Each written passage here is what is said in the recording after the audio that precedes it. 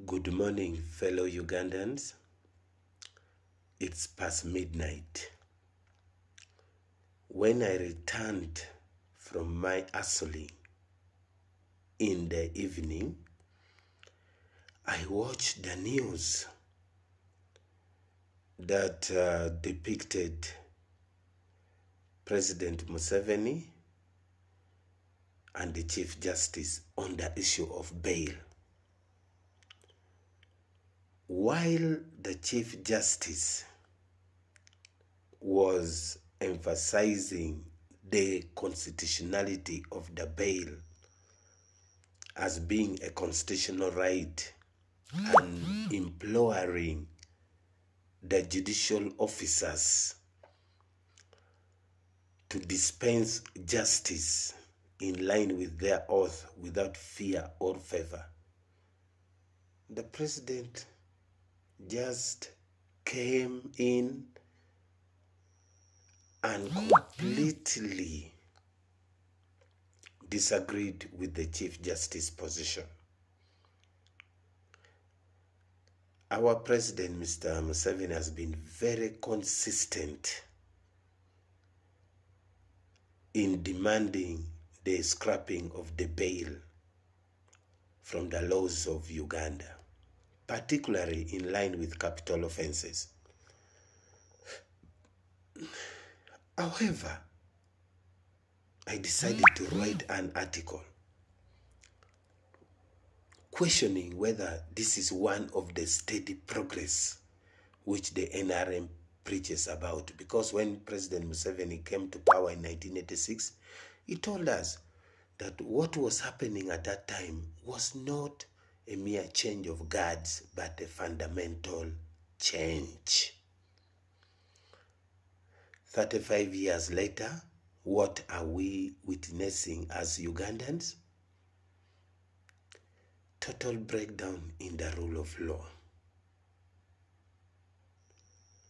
There is nothing promised in the NRM 10 Point Program which is being fulfilled. And it's sad to notice that right from 1986 up to date, Uganda has experienced over 10 constitutional coups.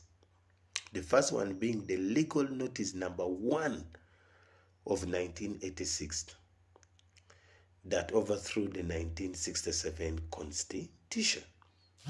That legal notice was codified into our laws in the 1995 Constitution in forms of Article 269, 269, and then Article 270, then 271. Now, apart from that, the removal of the term limits and the constitutional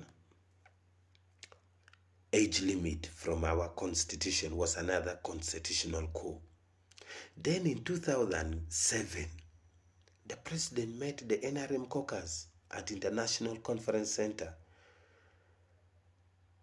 disputing the bail application for the PRA suspects.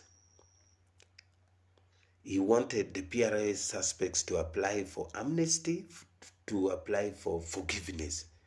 The same thing which is now being done to Honorable Sewanyana and Honorable Muhammad Segirinya. They were granted bail by the courts, but they have been rearrested.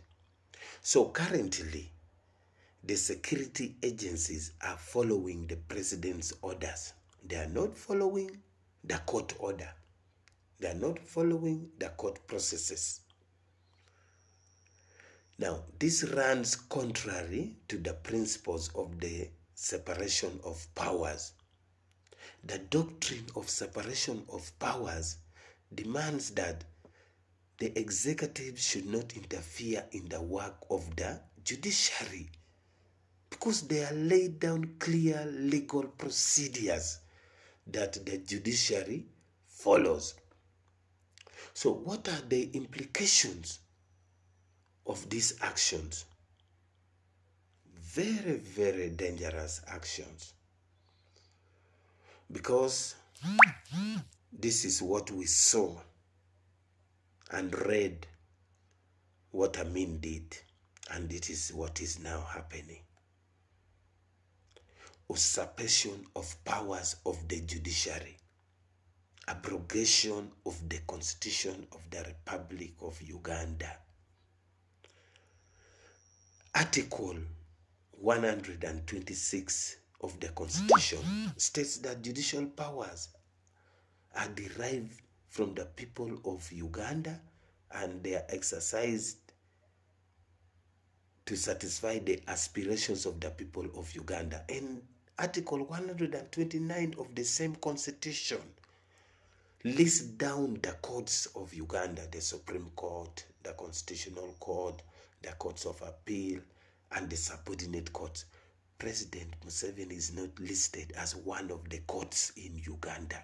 So where does he derive his judicial powers from? Is this the steady progress? Is this the fundamental change promised? Is this the Hakuna Musezo, middle income country? Is this the promised democratic future which the NRM ushered in? This issue of the Constitution must concern each and every Ugandan. It's a worrying trend, because one day we shall wake up just like the way Amin did. He usurp all the powers of government and the Constitution, just like what is happening in Tunisia right now, where the president has usurped all the powers of government, suspended. This is what most likely going to happen. Fellow Ugandans, let us stand up for the Constitution of the Republic of Uganda. Let us defend the rule of law of the Republic of Uganda. It is in the interest of each and every Ugandan to defend the Constitution and the rule of law. I was touched.